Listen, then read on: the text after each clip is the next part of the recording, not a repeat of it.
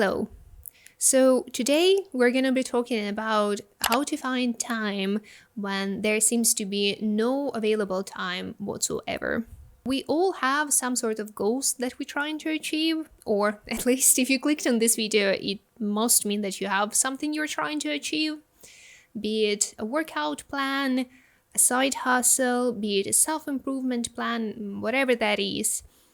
But we might also feel like our schedules are way too packed for us to be able to focus on our goals. I can guarantee you that you can find ways to dedicate some time for your whatever it is, side hustle, self-improvement plan, or workout routine.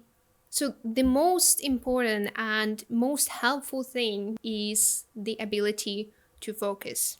And this focus comes in two different ways. The first one is to be able to focus on a project, on just one thing over a prolonged period of time. I talk about it all the time, but keeping up 10 different projects and maintaining 10 different goals at the same time is just not realistic. And the only thing it will, realistically lead to is a burnout. I remember when I was younger and I was doing my bachelor's degree. So my studies would take up pretty much my whole week. They would last from 9 to 6 every business day, so from Monday to Friday. And then on the side, I also tried learning French and Italian at the same time. Yes, these two languages are not that different from each other, but the sheer amount of work I had to do on every single day was so much that I remember waking up around like 6 or 7 every day and just crying from all the exhaustion I imposed on myself. And I also remember how my mother told me at that time that I should just drop one of the things, that I really don't need to have so many goals at the same time. Also keep in mind that I was still trying to exercise, I was trying to raise a puppy, like I had a dog and I was trying to take care of it. And my mom just told me that it's too much. You can't handle it, and you feel that you can't handle it. But somehow I wanted to proceed with as many goals as I established, probably because of my ego. I still am to this day a very ego-driven person. And only after some time I learned the importance of focus and prioritizing things. Because if we are being honest with ourselves, we usually already have plenty of things to take care of. We have full-time job or studies, we have our apartment or house or room to clean, take care of. We need to cook for ourselves. We want to see some people, like our friends, our family, like whatever is our immediate circle. So we're trying to maintain social relations.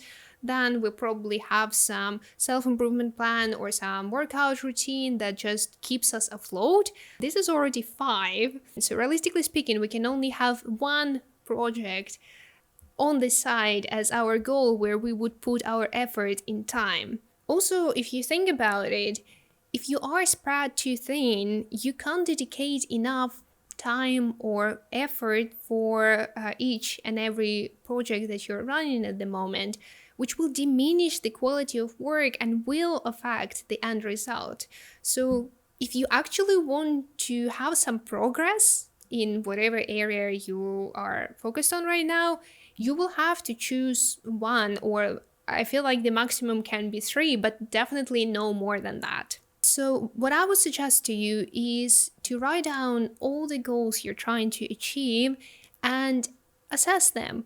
Try to think of how much time realistically you will have to spend on each and every one of them before you can see any results. When you have your goals written down, think of which one of them is something that you really want and need and something that is your calling, for the lack of a better word, and which ones are more ego-driven. Let's say you want to switch to self-employment. It's your biggest dream because it aligns with your values and, you feel you have a calling and you feel that you can contribute to the greater good and you want to give something back to the community. So that is probably your number one priority. And then on the side, you also feel like you want to learn Spanish and you want to read more books and you also want, I don't know, a different hair care routine. So these goals are probably not as important for you as building up to the point where you can actually work for yourself. So if you do not have time to maintain all of these goals, then it seems very reasonable to drop the ones that are not contributing to your biggest dream, which is, in that case, self-employment. Just ask yourself, what is driving this desire to be so good in different areas of life and overworking yourself to the point of exhaustion? In my case, I know it was pride. Perhaps, I believe if you're watching this video, then you're somewhat similar to me in your aspirations and mentality. Perhaps in your case, it's also pride. And you know, pride has never ever brought anyone any good results. Another aspect of focus is being able to drop all the unnecessary tasks to free up some time. So we all have these tasks in our agenda that don't really contribute to, well, pretty much anything. They definitely don't contribute to our goals. And more often than not, we usually use them as a source of procrastination. So if I take my own example, I don't do long morning routines. I feel like spending 2 hours on getting ready in the morning is just a waste of time. And I'd rather start already doing something and start working on my dreams rather than having a long meditation practice or having a long journaling session, because it doesn't give me anything. Now, if your goal is self-improvement, then of course you might benefit from journaling. So just keep in mind that it will vary and you always have to assess these things against your own plan and against your own dreams. But for sure, there is a thing or two or a few that you've been doing simply because it has become an automatic habit or because you use it as a way to procrastinate. For example, many people use cleaning as a way to procrastinate because it does make you feel like you're being productive. But at the same time, you are abandoning your goals and your dreams, and you are using this cleaning routine as a way to avoid facing your own schedule. Some people spend a bit too much time on planning and journaling when they could have dealt with the task at hand. But as I said, this has to be examined against your own routine. And if a task doesn't contribute to your big dream, but it still gives you energy and motivation to go forward, then you don't have to drop it off your schedule. Just be mindful and try not to overspend on these supportive tasks instead of putting all the effort into doing the actual work. So now we have covered the whole topic of focus, and these three things that we just covered should give you ample time and space to be able to do focus work. Focus work is the number one tool for you to achieve your dreams. It's the time when you do, well, the biggest chunk of your work. If you want to build a brand on social media, it's the time that you spend on scripting, filming, editing. If your goal is to establish some workout routine, it's the time when you actually exercise. If your goal is self-improvement, it's the time for you to go over all these exercises and meditation and journaling routines and whatnot. Apart from, let's call it creative work, we also have some manual tasks we have to take care of if we want to achieve our dreams. And for this, we can try and find some pockets of time during our day-to-day schedule. I know many of us feel like our schedules are already packed enough, and I'm not trying to diminish it. I feel you, my schedule is also already packed, but most of the time we still have 1 to 2 hours that we can leverage for these more manual, less focus requiring tasks. For example, if you commute to work, you can use your commuting time to listen to audiobooks or interviews with people who have done the same thing that you want to do. You can use this time to go through different workout routines if you want to change yours. You can use this time to create a few drafts for different social media posts if, once again, social media is your goal. So you can still use it for something that's less creative, but somewhat related to your big project.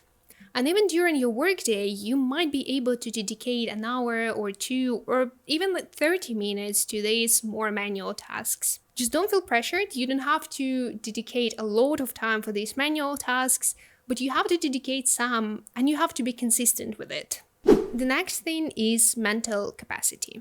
So, of course, you want to find pockets of time that you can leverage for achieving your goals, but it's also important to have mental capacity to be able to do all of these things. Because if you have all of the time in the world, but you're just exhausted all the time, you're not gonna achieve your dreams. And here I would suggest you three key things.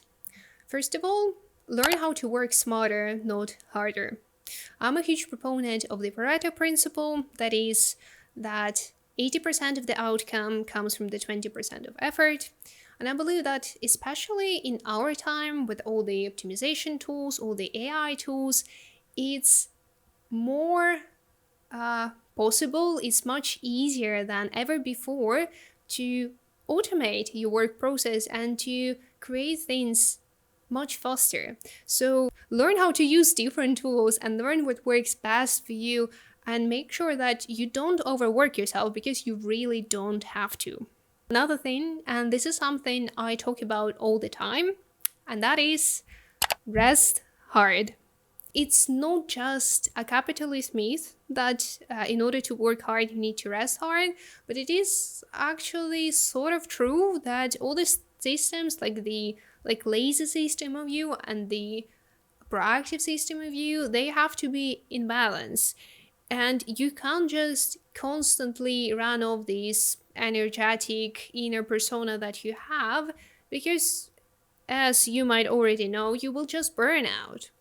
Being able to have at least a few days off, like two, during which you do nothing but relax, and I mean, you don't work on your goals, you don't do anything work related, you don't clean the apartment if that just feels like another chore, you only do things that make you feel good about yourself and make you feel relaxed. So maybe for you it's painting, maybe it's going for a walk, maybe it's meeting your friends, whatever that is, it's up to you.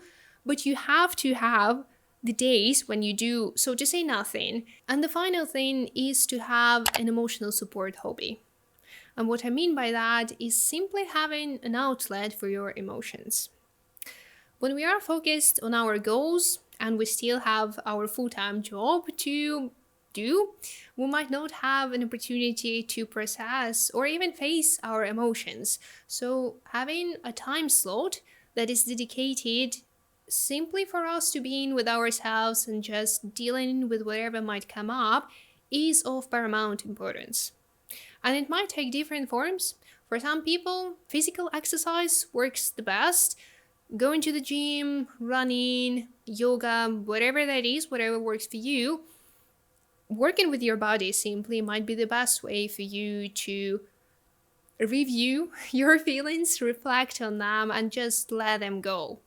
For some people, a creative hobby might be a much better approach. I know that some people prefer painting when they are distressed. Some people prefer singing. I know that singing helps really well with calming down your nervous system, so definitely give it a try. Anyway, a creative hobby might also be a perfect way for you to just release whatever tension you have built up during the day.